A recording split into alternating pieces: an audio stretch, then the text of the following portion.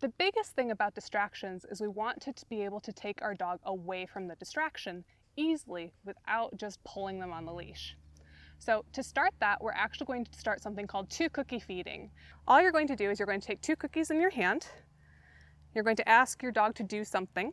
Touch, yes, good boy. And then you're going to back up 2 more steps and give him the second cookie. It's really straightforward and really easy. Let's do that again. So I've got 2 cookies in my hand. He's being very excitable today. Touch, yes. And then I back up and do another cookie. Let's do that again.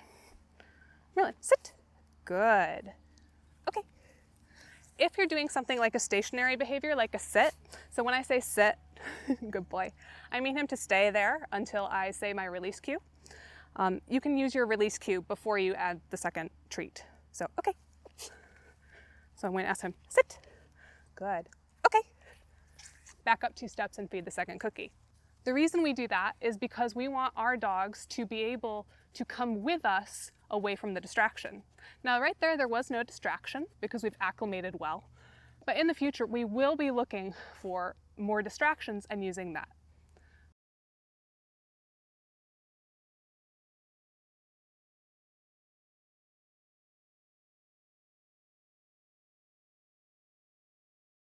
The other exercise I'm going to teach you in these videos today is the start of the whiplash turn. And that works really well with the 2-cookie feeding. Marilyn's getting a little burpy. So the whiplash turn is really just your dog suddenly putting their head towards you in the response to a distraction.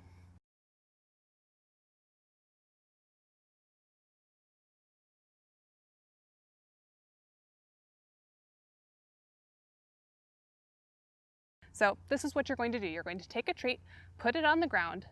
While your dog is eating that treat, you're going to step behind them.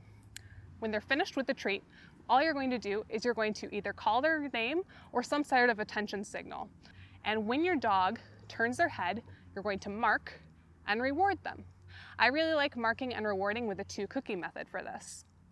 So I'm going to take a cookie, I'm going to put it on the ground when he's done eating.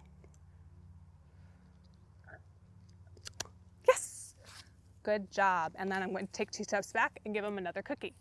So this is pretty hard for most dogs on grass. So I suggest starting it on a smoother surface, something like concrete or just a smooth floor. So put the cookie down, let them eat it.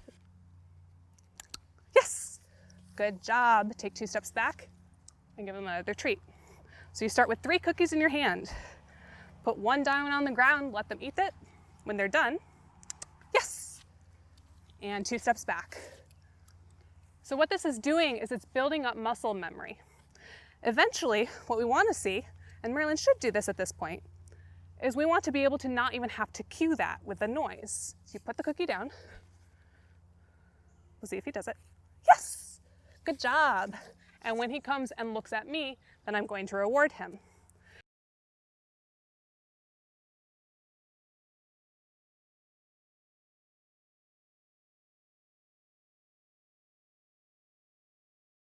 Now, once again, right now we don't have any actual distractions.